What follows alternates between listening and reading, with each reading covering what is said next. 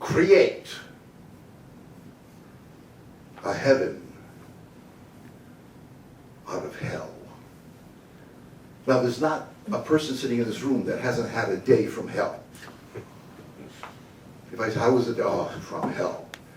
Reminds me of Tarzan coming home. Tarzan, everybody knows Tarzan? Saying to Jane, get me a martini. She said, I didn't know you drank Tarzan. He said, it's a jungle out there.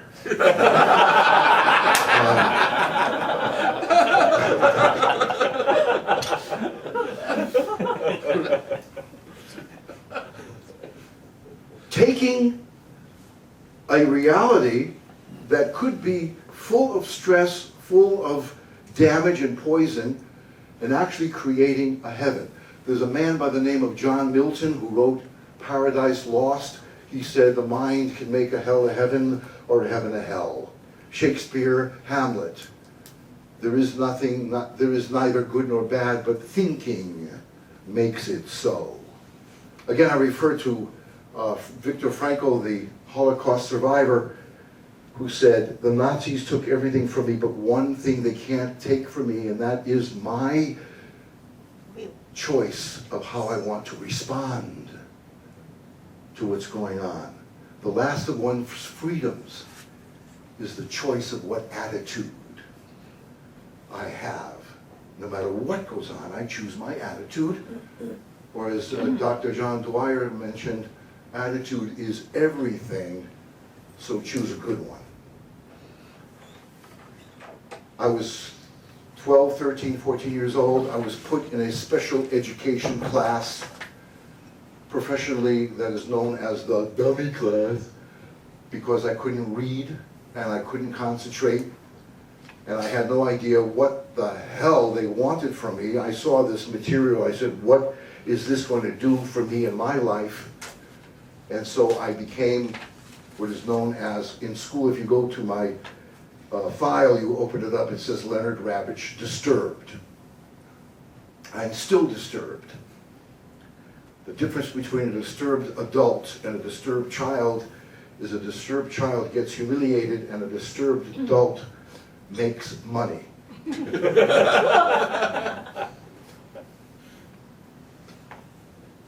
I sit in class and don't do anything except to draw. I have my paper, I have my crayons, and I draw war. Because I was raised during the Second World War, and that's all the movies I saw and all the news I saw. So I sat in class and I'm drawing war, but there's one element that is missing, and that is sound. You can't have a war without sound. So I'm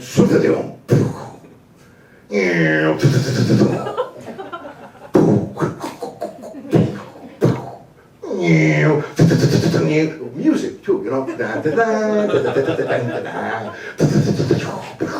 And here they come, you know. I'm looking around and I see the kids laughing. I'm in heaven. I'm in heaven. But there was one woman in class who didn't agree that I would get all that attention. And who was that? Teacher. The teacher. The teacher. She took my chair and she put it to the end of the room over here, and she said, Leonard, you sit there, the class sits there. I was in heaven. As long as the kids were laughing with me, now I'm in hell because the kids are laughing at me. I have a choice to stay in hell because of somebody else's treatment of me, or go to heaven in my mind. Heaven for me was, has anybody here ever eaten peanut butter? I had some last night with Peter and Marjorie. We had peanut butter and chicken. If I ever tell my wife that, she goes to the rabbi right away and says, take him peanut butter. And anyway, when I was like in 12, 13, 14 years old, I loved peanut butter and Ritz cracker sandwiches. And I would sit in class and I want to eat crackers and I don't have it. So I'm going to be a victim, not according to Viktor Frankl, who said, I have a choice. And I could create. Out of my imagination, I see in my hand a jar. And it says Skippy on it.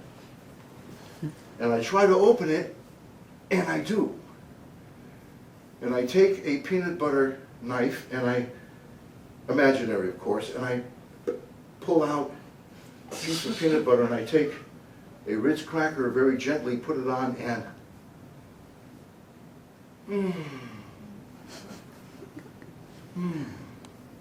excuse me. Heaven.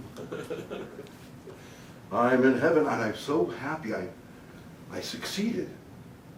That I made myself another one, and another one, another one.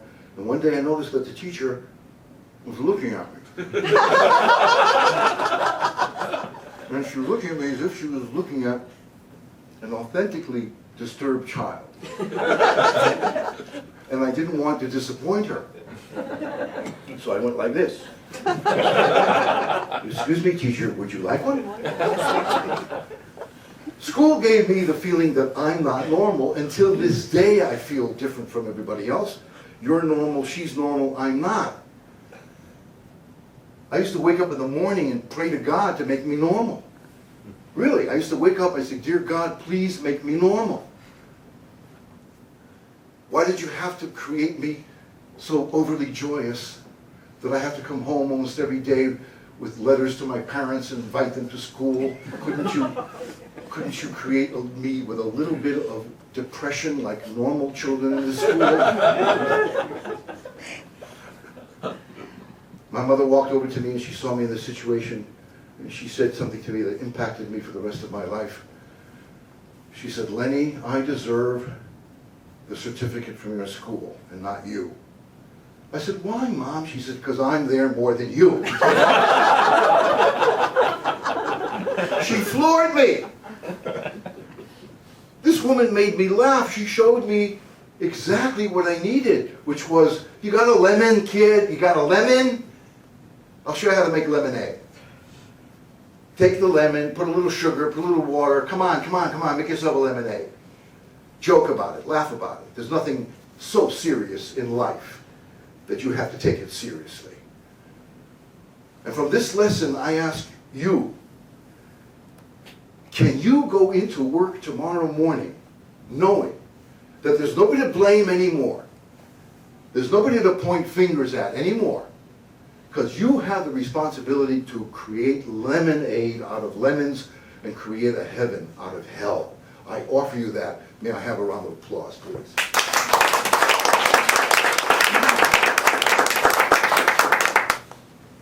You know, Peter met me this morning and said, I'm going to be late. And we talked, and he said, you know, you didn't say to me, how come you're late? What happened? You know, I mean, he was late. So, what? You know, we had a great morning, but he was expecting me to complain. You know, what is, and let's just get on with it, and let's have our lemonade this morning, and we'll make the best of it. And I'm thinking also about Barack Obama, a terrible storm in the United States. What an opportunity to make lemonade. I saw him on television this morning, and I said, that man's going to be president. Look what he's talking about. I'm going to save you. I'm going to take care of you. Oh, my little children, yes, come unto me, and I will feed you and love you. And I'm saying to myself, my goodness, you know, God must love this guy to give him a storm. That's making lemon out of lemonade. You know, half of the population dead, who cares? I got an opportunity here. Next. Tools, humor for sustainable joy at work and profits. We got to add profits here. Maybe, I don't know. We have to ask God. Number 4, my father used to say to me when I was young, he said, Lenny. He used to call me Lenny because that's my name. Are any of you up or are you all asleep? I'll say that again. My father said to me, Lenny. He used to call me Lenny because that's my name. Okay, never mind. Just checking. He said to me, live every day as if it's your last, because one day you're going to be right. I want to offer you what my father said. Live every day as if it's your last. One day you're going to be right. How would it be to get up in the morning, go to work, and know, hey, this tremendous thing called life is going to be over soon. I got to do something today. It might be my last one. If we don't live every single day as if it's our last, you're living in an illusion. Splat. How would it be if you got to work and said, today is my last day? I'll tell you what I did. My life is lived. I live like that. I was in Turkey with my wife, and we were in a resort called Bodrum. Bodrum. That's not bedroom, sweetheart. I know what you're thinking. Bodrum. What is she talking about? Pamukkale. Yeah, let's go to Pamukkale. You heard about it. I said, what is it? She says, it's gorgeous. I saw the pictures. I said, how do you get there? She said, it's 12 hours by Turkish bus there. And 12 hours on a Turkish bus back. I said, I'm not coming. And she said, why? I said, because today's my last day. And I don't feel like dying on a bus. So she said, where do you want to die today? That's talking. Now you're talking. Anybody talks to me like that is my buddy. Where do you want to die today? So I said, next to the pool, with a nice cold glass of beer. And if the angel of death doesn't come, I'll order a hamburger. And this is a philosophy I got from my mother. My mother used to eat garlic every night before she went to sleep. One night she forgot, and here I am.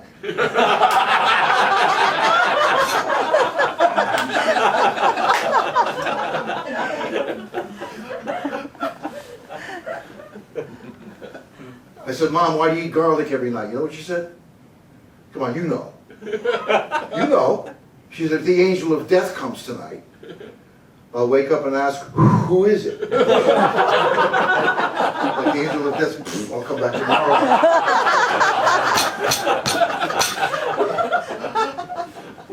So I offer you that. Start tomorrow. Come on.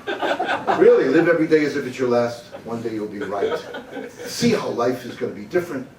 How this benefits you, your employees, your customers. Today's the last day. It's urgent. Okay, the last thing is, hey, are we doing okay for time? How much time do I have? Yes, you're okay. We even have time for question and answer? Yeah, because it's your last day of your life. What? Today's the last day of your life, you have to do it, right? My last day, come on. Yeah. Right. I'm going to give you a sentence to say. And you're going to have to say it a lot. Because people are going to ask you a question, and you're going to answer with this answer. If you do, please. I'm asking you to do this. If you answer everyone that asks you, how are you? With the answer I'm going to give you, the cells in your brain will change. You'll be stronger. You'll be healthier, I promise. If not, don't call me. But somebody comes to you and says to you, by the way, would you like to learn that sentence? Yes. Okay, a little bit more passion, okay? Would you like to learn that sentence? Yes. That's passion. The sentence is, someone comes to you and says, how are you? And this is your answer from now on. Now is my best moment. There is no other moment. And it's already gone. Another one gone. Another one gone. Another one gone. I ask you, when is your greatest moment, your most significant moment, the most incredible, amazing moment of your life? When? Now. When? Now. I can't hear you. When? Now. Passion, when? Now. That's it. That's all we got. Now. I say this to my friends, my family, everybody who asks me, strangers, on the bus, on the elevator, Lenny, how are you? Now is the best moment. There is no other moment. And they say to me, Something's wrong with you. Don't you read the papers? My dear friends, my wife does not watch the news. She videos the news. She videos. You know, she tapes, not videos. She tapes the news and watches it much later. So she can say, boy, am I glad that's over.